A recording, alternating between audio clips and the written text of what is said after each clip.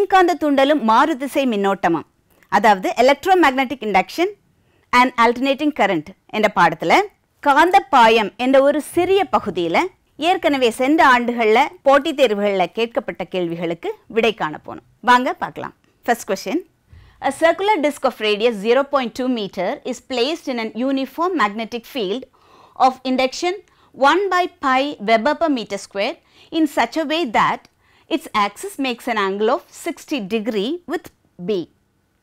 The magnetic flux linked with the disc is option A 0.02 Weber, option B 0.06 Weber, option C 0.08 Weber and option D 0.01 Weber. அதை தமிழில் பார்க்கலாம்.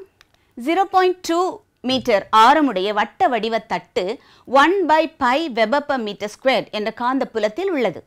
தட்டின் அச்சு B உடன் 60 degree கோணத்தில் உள்ளபோது தட்டோடு இணையும் காந்தப்பாயம் எவ்வளவு?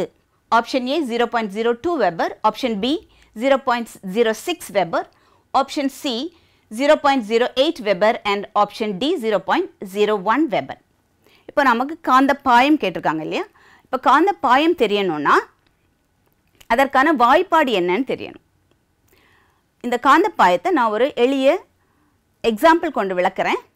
அதுக்கப்புறமா காந்தப்பாயத்தினுடைய வாய்ப்பாட்டுக்கு வருவோம். ரைட்டா? இது ஒரு ஷவர் தெரியுதா?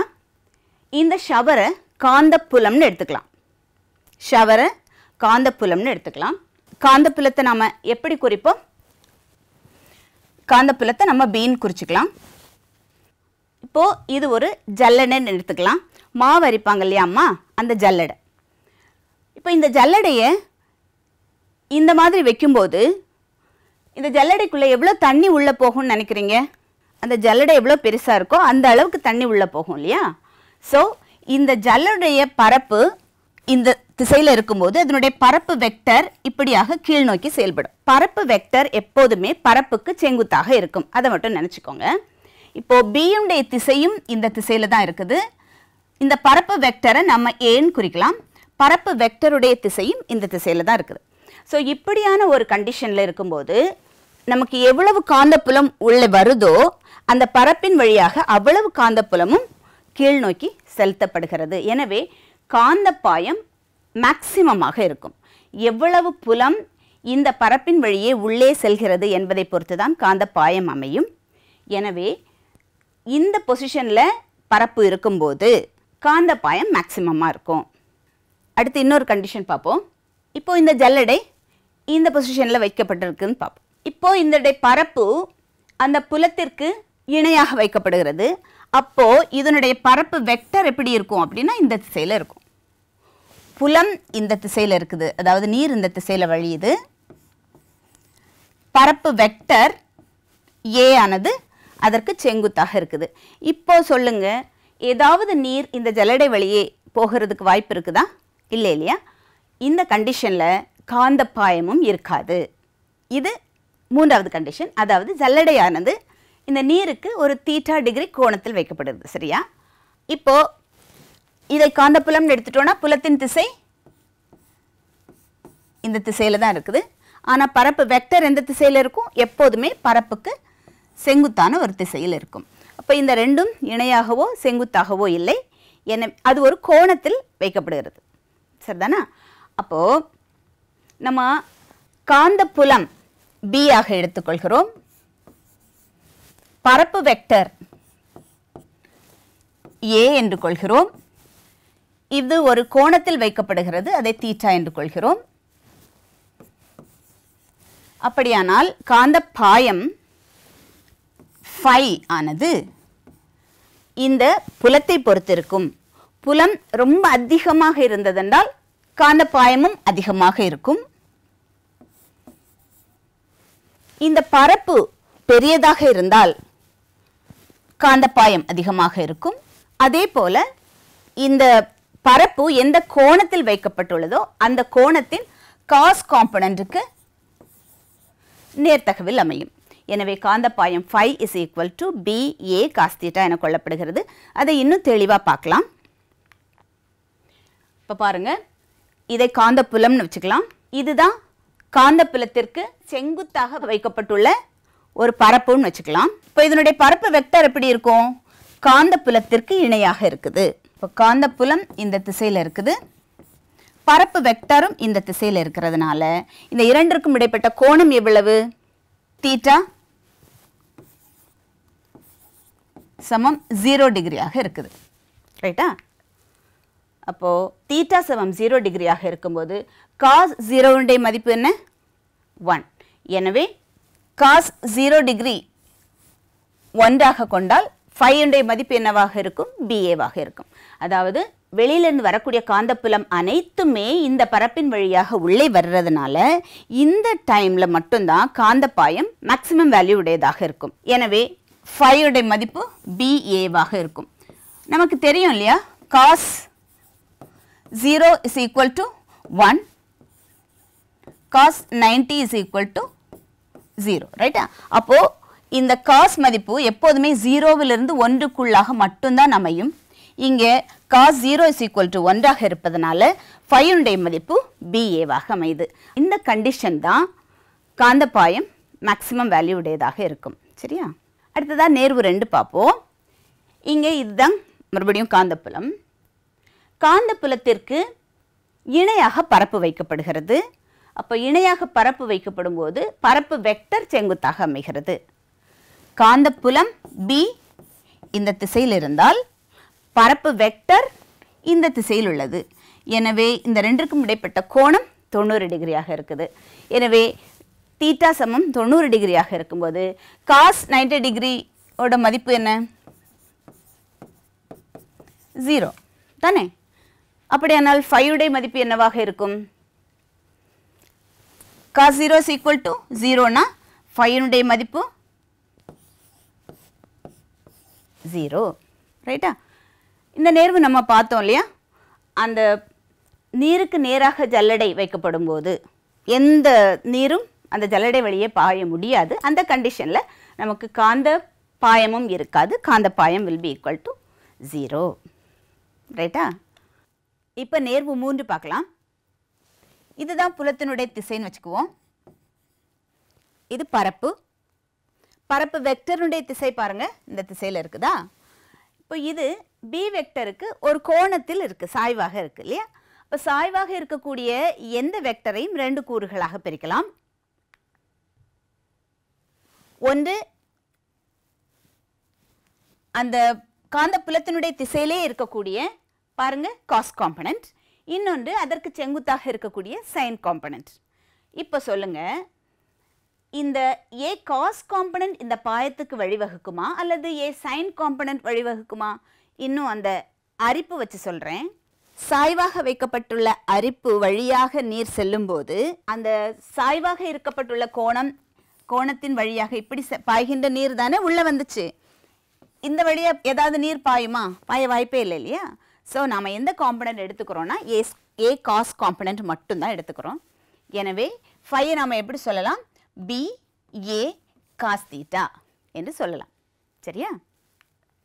இதை முழுமையாக சேர்த்து பார்க்குறதாக இருந்தால் இந்த புலத்தினுடைய அதே திசையில் பரப்பு வெக்டர் இருந்தால் five will be equal to BA.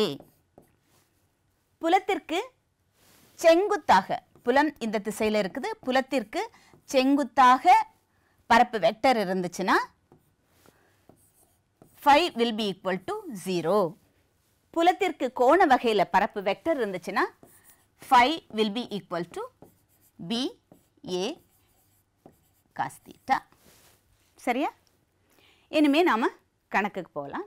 0.2 ஆரமுடைய வட்ட வடிவ தட்டு 1/π வெபர் per meter squared என்ற காந்தப்புலத்தில் உள்ளது. அப்போ காந்தப்புலத்தின் மதிப்பு தந்திருக்காங்க. காந்தப்புலம் B என்று கொள்ளலாம். அது 1/π. அதனுடைய ஆரம் தந்திருக்காங்க 0.2 மீட்டர் என்று தந்திருக்கிறாங்க. தட்டின் அச்சு B உடன் 60 டிகிரி கோணத்தில், அதாவது தீட்டா 60 டிகிரி என்று தந்திருக்காங்க. உள்ள போது தட்டோடு இணையும் காந்த பாயம் எவ்வளவு? இப்போ சொல்லுங்க வாய்ப்பாடு. So five will be equal to BA cos theta. இப்போ நம்ம ஒவ்வொரு மதிப்பையாக நம்ம பிரதியிட வேண்டியது தான். B னுடைய மதிப்பு என்ன? Five will be equal to 1 by pi. Area இது வந்து வட்ட வடிவ தட்டுன்னு சொல்லியிருக்காங்க இல்லையா, அதனால் பரப்பு என்னவாக இருக்கும், A will be equal to pi r square. நமக்கு r தந்திருக்கிறாங்க. So pi into r square 0.2 into 0.2, right. Cos theta is cos 60 degree. ஏன்னா 60 டிகிரி கோணத்தில் தந்திருக்கிறாங்க இல்லையா. What is the value for cos 60 degree? Cos 60 will be equal to half. சரிதானா? எனவே இதை பிரதியிடும்போது phi will be equal to pi and pi gets cancelled.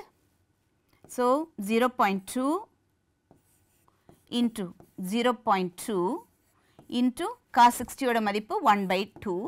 So this will be equal to 0.1. So 0.2 into 0.1 is 0.02, right. What is the unit for phi? It is Weber. So the answer is 0.02 Weber. And the answer இருக்குதா? So the option A is the right answer, 0.02 Weber.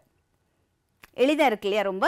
So concept புரிஞ்சிருச்சுன்னா இந்த காந்த பாயத்தில் ஒரே ஒரு வாய்ப்பாடு தான் BA cos theta. phi வந்து எதெல்லாம் சார்ந்திருக்கும், BA சார்ந்திருக்கலாம், AA சார்ந்திருக்கலாம், இன்னொன்று தீட்டாவை சார்ந்திருக்கலாம். இந்த இடத்துல Bயும் Aயும் கான்ஸ்டண்டாக கொள்ளப்படுது.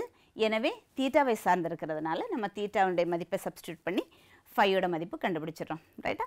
ஸோ நெக்ஸ்ட் கொஸ்டின் போகலாம். A square loop of side 1 meter and resistance 1 ohm is placed in a magnetic field of 0.5 Tesla. If the plane of the loop is perpendicular to the direction of the magnetic field, the magnetic flux through the loop is option A 2 Weber, option B 0.5 Weber, option C 1 Weber and option D 0 Weber. தமிழில் பார்க்கலாம். 1 metre பக்கம் 1 ஓம் மின்தடை கொண்ட ஒரு சதுர கம்பிச்சுருள் 0.5 Tesla காந்தப்புலத்தில் வைக்கப்பட்டுள்ளது. கம்பிச்சுருளின் தளம் காந்தப்புலத்திற்கு செங்குத்தாக வைக்கப்பட்டால் கம்பிச்சுருள் வழியாக செல்லும் காந்தப்பாயமானது எவ்வளவு? Option A 2 weber, option B 0.5 weber, option C 1 weber, option D 0 weber. என்னெல்லாம் தந்திருக்காங்க? பக்கத்தின் அளவு 1 metre, that is A is equal to 1 metre. இப்போ இதுதான் இந்த சதுர கம்பிச்சுருள்னு எடுத்துக்கலாம். இந்த கம்பிச்சுருளுடைய பக்கம் எவ்வளவாக இருக்குது? 1 மீட்டராக இருக்குது. இந்த பக்கம் அதே மாதிரி 1 மீட்டராக இருக்கும். அப்படியானால் இந்த சதுர வடிவ கம்பிச்சுருளுடைய பரப்பு என்னவாக இருக்கும் சொல்லுங்க? பரப்பு A is equal to A square, that will be equal to 1 square, that is equal to 1 meter square, right? So பரப்பு A சமம் 1 meter square. வேற என்ன தந்திருக்காங்க? தளம் காந்தப்புலத்திற்கு செங்குத்தாக உள்ளது அப்படின்னு தந்திருக்காங்க. அப்படியானால் என்ன அர்த்தம்? இப்போ இதுதான் தளம்னு வச்சுக்கலாம். தளத்தினுடைய பரப்பு வெக்டரும் புலமும் ஒரே திசையில் இருக்கிறது என்று அர்த்தம். பரப்பு வெக்டரும் புலமும் ஒரே திசையில் இருக்கிறது என்று அர்த்தம். சரியா? அப்படியானால் நமக்கு வாய்ப்பாடு என்னவாக இருக்கும்? காந்தப்பாயம் phi is equal to BA cos theta. இப்போ நமக்கு என்ன தந்திருக்காங்க? இந்த புலமும் பரப்பு வெக்டரும் ஒரே திசையில் இருக்குது. அதாவது பரப்பானது புலத்திற்கு செங்குத்தாக இருக்குது. அப்படியானால் பரப்பு வெக்டர் புலத்திற்கு இணையாக இருக்கிறது. அப்படி தானே அர்த்தம்? சரியா? அப்படியானால் நமக்கு தந்திருக்கிற மதிப்பு theta is equal to 0 degree. Right? வேற என்ன தந்திருக்காங்க? காந்த புலத்தினுடைய மதிப்பு B தந்திருக்காங்க. ரைட்டா? பிரதியிடுவோமா? So phi will be equal to B உடைய மதிப்பு என்ன? 0.5 and A உடைய மதிப்பு என்ன? 1 and cos 0 உடைய மதிப்பு என்ன? 1. சரிதானே? 1. எனவே இதனுடைய விடை 0.5. யூனிட் என்ன? Weber. So option B is right. சரியா? ரொம்ப எளிதாக இருக்கா? ஸோ இத்தகைய கேள்விகள் ரொம்ப எளிதாகத்தான் இருக்கும். இந்த concept phi is equal to BA cos theta மட்டும் தெரிஞ்சிட்டா போதும். இந்த இத்தகைய கேள்விகளை நம்ம எளிதில் சால்வ் பண்ணிடலாம். ஸோ இந்த மின்காந்த தூண்டலும் மாறுதிசை மின்னோட்டம் என்ற பாடத்தில் மேக்னெட்டிக் ஃப்ளக்ஸ் என்று சொல்லக்கூடிய காந்தப்பாயம் என்ற பகுதியில் ஒரு சிறிய பகுதி தான் அது. இதில் நம்ம காந்தப்பாயம் phi is equal to BA cos theta என்ற ஒரே ஒரு வாய்ப்பாடு நமக்கு தெரிஞ்சிட்டா போதும். இன்னும் நமக்கு என்ன தெரியணும்னா, இந்த காந்தப்பாயமானது காந்தப்புலம் Bக்கு நேர்த்தகவில் இருக்கும், பரப்பு Aக்கு நேர்த்தகவில் இருக்கும், தீட்டா காஸ் தீட்டாவுக்கும் நேர்த்தகவில் இருக்கும். அப்போ தீட்டா சமம் 0 டிகிரியாக இருந்தால் cos 0 degree is equal to 1. எனவே phi will be equal to BA. அப்போ தான் காந்தப்பாயம் மேக்ஸிமமாக இருக்கும். when theta is equal to 90 degree, cos 90 degree is equal to 0. அந்த டைமில் நமக்கு phi காந்தப்பாயம் எதுவுமே இருக்காது. phi will be equal to 0. and when the angle is theta, காந்தப்பாயம் phi will be equal to BA cos thetaவாக இருக்கும். So இந்த காந்தப்பாயம் என்ற கான்செப்டுக்கு நமக்கு phi is equal to BA cos theta என்ற ஒரே ஒரு வாய்ப்பாடு மட்டும் தெரிந்தால் போதும். சரியா? ரொம்ப எளிதான கான்செப்ட். எந்த கேள்வியும் நீங்கள் மிஸ் பண்ணக்கூடாது. ரைட்? தேங்க்யூ.